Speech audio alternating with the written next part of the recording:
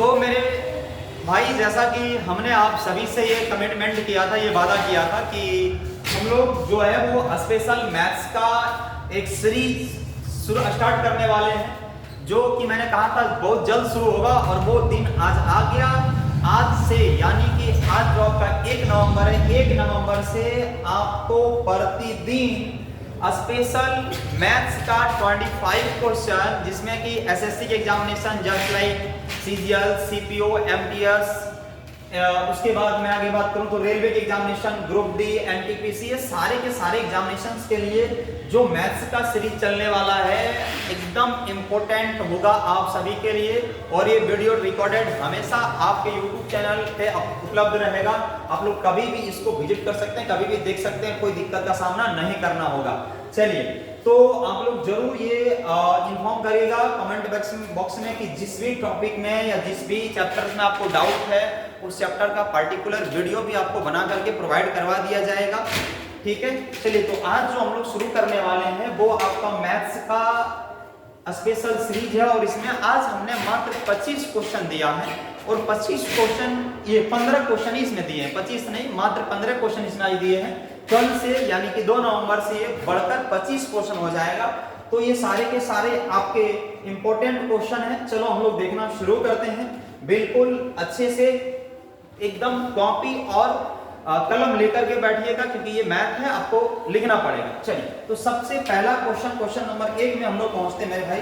Question number 1 में क्या कहना है, जरा गौर करना आप क्वेश्चन को, जरा ध्यान देना। देखिए, इन्होंने क्या रखा है हम लोगों को। क्वेश्चन नंबर 1 है, ये आपका बोला कि यदि P और Q समीकरण x² minus sin square theta x minus cos square theta बराबर 0 के मूल है, तो P² प्लस Q स्क्वायर का मान जो है वो क्या होगा। और वही हम लोग को कह रहा है कि बताइए न्यूनतम मान क्या होगा, है ना। तो सबसे पहले आप लोग यहाँ पे एक बात को गौर करिएगा, ये जो समीकरण है अपना x² minus sin square theta x minus cos square theta equal to 0, इसका जो मूल इन्होंने दिया है वो PQ दिया है। हम लोग से पूछा है P² प्लस Q स्क्वायर का मान, तो जरा ध्यान दीजिएगा।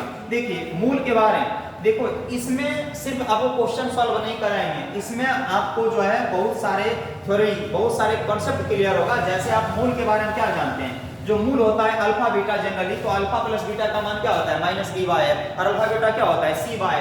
हम कहीं अलग जगह में जरूर लिखते जाएंगे। देखिए, अल्फा बीटा अगर बात करें तो अल्फा बीटा क्या होता है माइनस बी बाय ए, और अल्फा इंटू बीटा क्या होता है सी बाय ए। एकदम कॉन्सेप्ट सारा आपको क्लियर हो जाएगा। ठीक है, तो यहाँ पे आपको बोला गया है कि भाई बताओ P² प्लस Q स्क्वायर। तो देखिए, हम लोग इसको लिख सकते हैं P प्लस Q का whole square, P plus Q का whole square, you know very well, P plus Q का whole square minus 2PQ, minus 2PQ।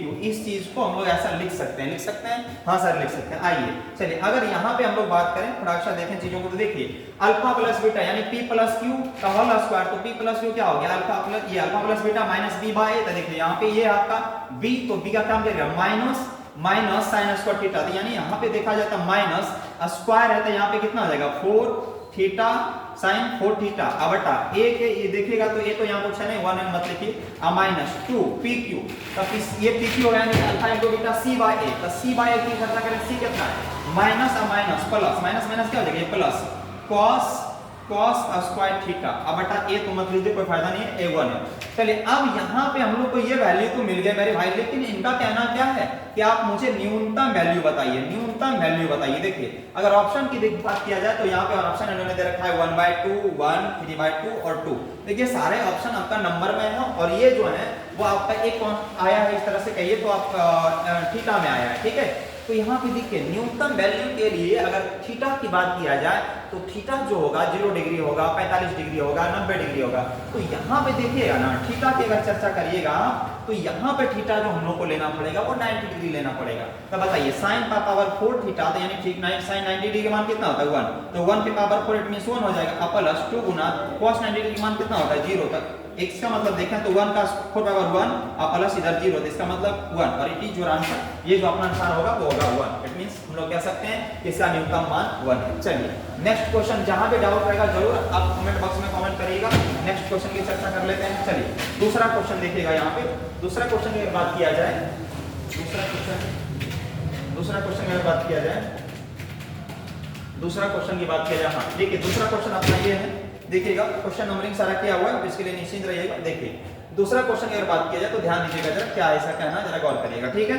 देखिए इनका कहना है, दूसरा क्वेश्चन पे अगर देखा जाए तो यहाँ कहना है यदि 57 2x 41 9 से विभाज्य है तो x का मान निकालना है। देखिए ये विभाजकता का क्वेश्चन है, आप जरा समझिएगा चीजों को। यहाँ पे दिया है 572x 41 और ये किससे डिवाइड करना है हम लोग को, तो 9 से डिवाइड करना है। किससे डिवाइड करना है, तो 9 से डिवाइड करना है। देखिए यहाँ पे 9 का विभाजकता का नियम जो है वो आपको जानना जरूरी है। तो 9 का विभाजकता नियम क्या कहता है मेरे भाई, 9 का विभाजकता नियम कहता है कि दिए गए सभी अंकों भाइयों अगर 9 से कट जाए तो वह पूरी संख्या 9 से डिविजिबल होगी। It means you can say, आप कह सकते हैं कि सर 4 और 1 5, 4 और 1 5, x तो जुटेगा नहीं तो 4 और 1 5 है ना। अब 5 और 2 कितना 7, अब 7 और ये 7 14, 14 5 कितना हो गया, 14 5 19। तो यहाँ पे आप देखिएगा तो आप माइंड से भी हटा दो कि 19, इट मींस 18, 9 2 में 18, एक बच गया। इट मींस यहाँ पे हम एक में क्या जोड़ दें जो 9 बन जाए, एक में x जो एक में जो है वो 8 जोड़ देंगे तो 9 बन जाएगा। इट मींस आप ऐसे भी कर सकते हैं, अन्यथा सब जोड़ दीजिए। तो यहाँ पे जोड़ने का 4 1 5 5 2 7 7 7 14 14 5 19, 19 प्लस x बराबर अगला लीजिए 9 का गुणज तो कितना होता है 9 19 दिया 27 है ना। तो x बराबर आप यहाँ से देख लिए 27 और माइनस 19, इट मींस आपका 8 और ये अपना आंसर 17 में समझ जाएगा 8 एक कैंसिल हो गया, इट मींस 8। तो x का वैल्यू क्या होगा मेरे भाई 8, ठीक है। जिनको भी विभाज्यता के नियम में डाउट है, सारा 2 का 3 का 4 का 5 का 6 का, आप जरूर कमेंट करिए, कमेंट बॉक्स पे आपको देखते हुए उसका स्पेशल वीडियो बना के डाल दिया जाएगा, आप देख सकते हैं। चलिए नेक्स्ट सवाल की चर्चा हम लोग करते हैं। अगला सवाल की बात करते हैं क्वेश्चन नंबर 3। क्वेश्चन नंबर 3 की क्या है चर्चा जरा देखिएगा और गौर करिएगा, ठीक है। गौर करने वाली बात है, जरा समझिएगा चीजों को, ध्यान दीजिएगा। क्वेश्चन नंबर 3 में कहना है क्या है, क्वेश्चन नंबर 3 में कहना है कि क्वेश्चन नंबर 3 का कहना क्या है जरा समझिएगा, ठीक है। क्वेश्चन नंबर 3 की कहानी क्या है उसको जरा गौर करना, 1 मिनट बैठ। हाँ देखिए क्वेश्चन नंबर 3, क्वेश्चन नंबर 3 का कहना है मेरे भाई कि एक वृत्त के केंद्र से एक जीवा AB की दूरी 6 सेंटीमीटर है। यदि इस वृत्त का व्यास 20 सेंटीमीटर है तो त्रिज्या और जीवा AB की लंबाई का जो है वो योग क्या होगा। रिमेंबर, आप जरा चीजों को याद करिए, चीजों को समझने का प्रयास करिए, ठीक है। यहाँ पे अगर बात किया जाए, अगर यहाँ पे बात किया जाए जरा गौर करिएगा, यहाँ पे बात किया जाए तो गौर करिएगा। देखिएगा सबसे पहले इन्होंने कहा कि एक वृत्त, इट मींस अगर हम लोग बात करते हैं सर्कल, सर्कल में देखा जाए तो जीवा जो है, जीवा आप समझते हैं, देखिए जीवा क्या होता है ना, वृत्त के किसी भी 2 पॉइंट को मिलाने वाले उसको जीवा हम लोग कहते हैं। और ये भी आपको जानकारी होगा कि वृत्त का सबसे बड़ा जीवा जो होता है वो व्यास कहलाता है, ठीक है। आपको छोटी छोटी पॉइंट जो है जो कॉन्सेप्चुअल है वो यहाँ क्लियर करते जाएंगे, आप उस मैटर को लेकर निश्चिंत रहिएगा। वृत्त से रिलेटेड बहुत सारी चीजें जो आपको समझना है उसके हम स्पेशल पार्टिकुलर वीडियो बनाकर डाल देंगे, आप निश्चिंत रहिए। देखिए फिलहाल यहाँ पे बोला है AB जीवा की लंबाई जो है वो जीवा की लंबाई कितना है मेरे भाई, तो 6। अच्छा, एक वृत्त के केंद्र से एक जीवा AB की दूरी हो तो केंद्र यहाँ पे जो होगा उसका जो दूरी है वो है मेरे भाई 6 सेंटीमीटर। कितना ये 6 सेंटीमीटर। ये जो है अपना डिस्टेंस इसके बीच यहाँ वाला है 6 सेंटीमीटर और इस वृत्त का व्यास जो है वो 20 सेंटीमीटर। आप सब लोग समझते हैं व्यास जो चीजें होता है, देखिए यहाँ से यहाँ आप पूरा कंप्लीट करिएगा। मान लो AB है तो ये B मान C मान लो, तो ये जो यहाँ पे O मान लेते हैं हम लोग, ठीक ना। तो ये टोटल है 20। इसमें आप जानते हैं कि त्रिज्या जो होता है वो व्यास का आधा होता है, यहाँ 10 10 हो गया, ठीक है।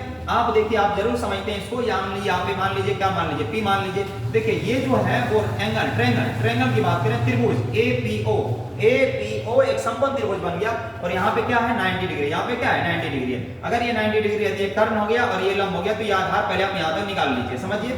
तो देखिएगा यहाँ से निकालेगा तो रूट अंडर है ना, AP पहले निकाल लेते हैं। क्या निकाल लेते हैं हम लोग AP, तो 10 का स्क्वायर और माइनस 6 का स्क्वायर। ओके आप समझते हैं 100 में से गया 36 कितना बचा 64। 64 के बराबर कितना होता है 8। It means you can say AP का लंबाई 8 हो गया। आप ये भली भांति जानते हैं और नहीं जानते हैं तो बात को समझिए कि ये जो होता है ना वृत्त से कोई परपेंडिकुलर अगर जीवा पे डाला जाता है, यानी कि लंब डाला जाता है, तो जीवा को 2 बराबर भागों में डिवाइड करता है। मैंने क्या कहा कि अगर वृत्त के केंद्र से जीवा पर लंब डाला जाए तो वो जीवा को 2 इक्वल पार्ट्स में डिवाइड करता है। इट मींस आई अंडरस्टैंड कि ये अगर 8 है तो ये भी 8 होगा और 8 8 कितना हो गया 16। तो इनका कहना है कि त्रिज्या और जीवा की लंबाई बता दीजिए। तो त्रिज्या मेरे भाई 10 है, त्रिज्या 10 है और जीवा की लंबाई 8 8 16, 10 और 16 कितना होता है 26। इट मींस हमारा आंसर क्या होगा 26। It means question option number 2 it is right answer. जिनको भी जहां डाउट है जरूर पूछिएगा, जरूर कमेंट बॉक्स में कमेंट करिएगा, आपका सभी प्रश्नों का उत्तर देने का प्रयास जरूर किया जाएगा। चलिए नेक्स्ट सवाल की चर्चा करते हैं। सवाल number 4, this is very important question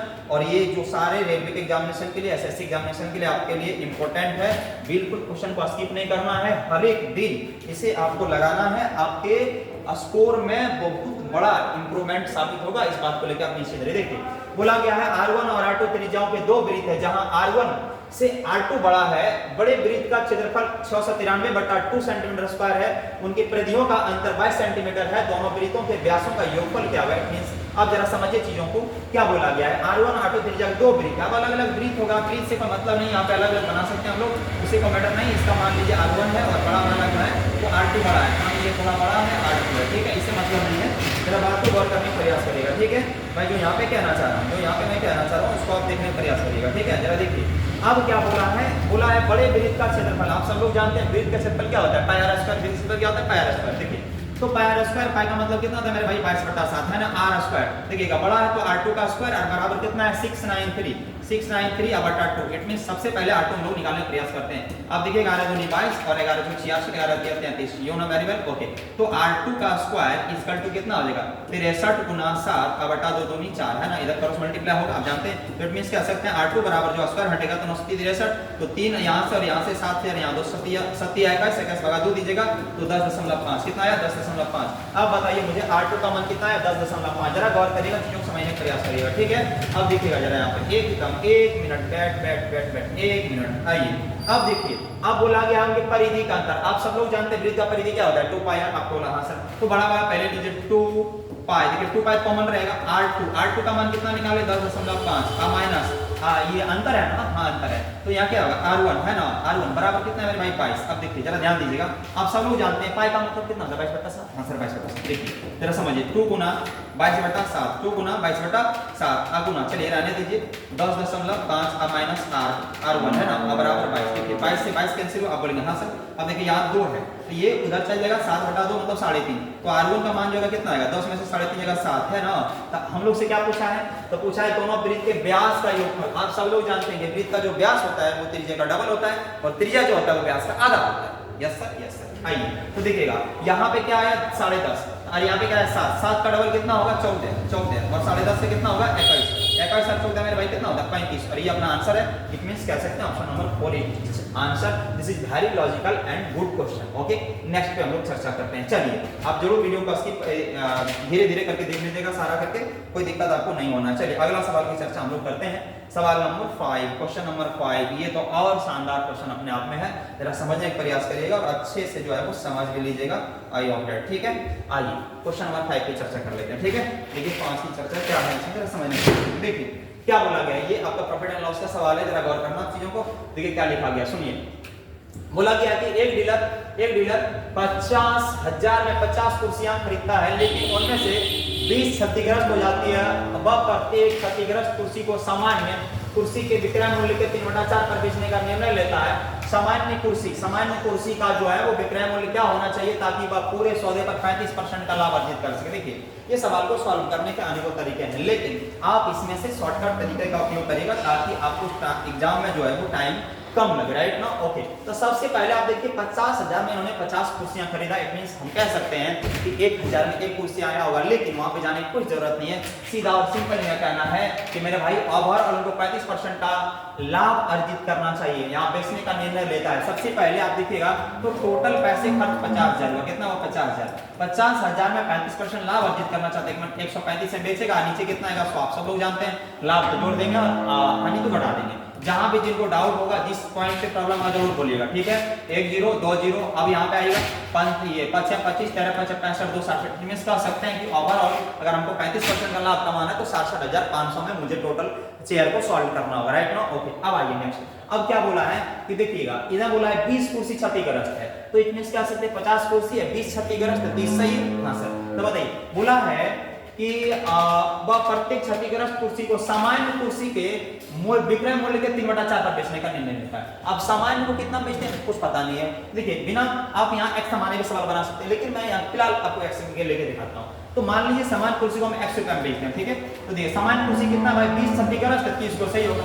चलिए 30 सही है, 30 कहाँ से लाए आपको पता है 30 कहाँ से आया, और 20 क्षतिग्रस्त है। तो देखिए क्या बेचते हैं आप 3/4 है ना, तो यहाँ कह सकते हैं 3x/4 और इधर देखो भाई, इधर ध्यान दो, यहाँ पे आए तो 20 है, यहाँ पे कितना है 20 है ना, 20 कुर्सी आपका जो बढ़िया है और सती गरज है 20 सती गरज 30 बढ़िया और टोटल कितना है 67,500 67,500। आ जाओ इधर देख लो फटाफट, अब आइएगा तो देखिए यहाँ पे सॉल्यूशन करना आपके हाथ में है, ये कितना हो जाएगा 5 और 20 ओके, तो 30 और 15 कितना हो जाएगा, दिस इज 45 45 x बराबर 67,500 है ना ओके।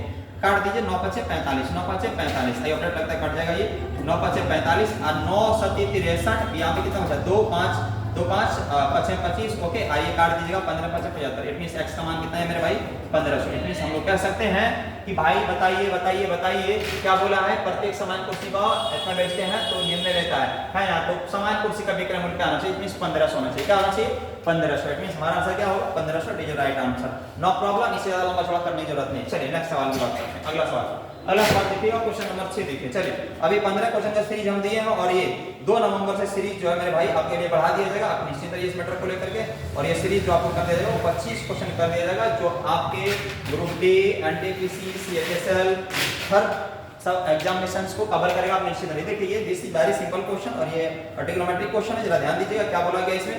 तो बोला गया है भाई यदि sin a बराबर 1/2 है, sin a बराबर 1/2 है और a और b पूरक कौन है, देखिए जहां पे आपको डाउट होगा वहां पे आप जरूर बोलिएगा, जरूर कमेंट करिएगा, आपको बताया जाएगा। पूरक कोण का मतलब क्या होता है जानते हैं, दो कोण होता है पूरक और समपूरक। पूरक का मतलब होता है अगर दो कोण है a + b का मान 90 डिग्री समझे, और समपूरक a + b का मान 180 डिग्री। इट मींस आप ये समझते हैं पूरक मतलब 90 डिग्री, समपूरक मतलब 180 डिग्री, ठीक ना। तो पूरक है, अब बोला है sin a - b का मान क्या है, देखिए सबसे पहले इन्होंने क्या बोला, इन्होंने बोला है sin a बराबर 1/2 है, तो इट मींस आई अंडरस्टैंड कि sin 30 डिग्री मान होता है sin कटेगा a बराबर कितना आएगा 30 डिग्री। अब आप ही बताइए a और b, मान लो दो आदमी के पास ये मिला के 90 रुपया, एक आदमी के पास 30 रुपया, दूसरे आदमी के पास कितना माइनस कर लो, सीधा लिख लो कितना रुपया 60 रुपये, इतनी 60 डिग्री। तो बताइए ये दोनों हो गया 90 डिग्री, हाँ सर हो गया। तो बोला है sin a - b, तो देखिए sin a 30 में से 60 घटाइएगा, 30 में से 60 डिग्री में ध्यान रखिएगा, तो माइनस हो जाएगा sin 30 डिग्री, और माइनस sin 30 डिग्री आप समझते हैं -1/2 और -1/2 it is answer, option number 1 is correct, कोई प्रॉब्लम नहीं है। नेक्स्ट सवाल की चर्चा करते हैं, चलिए सवाल नंबर हम बात करते हैं मेरे भाई, सवाल नंबर 7 की बात करते हैं, ठीक है।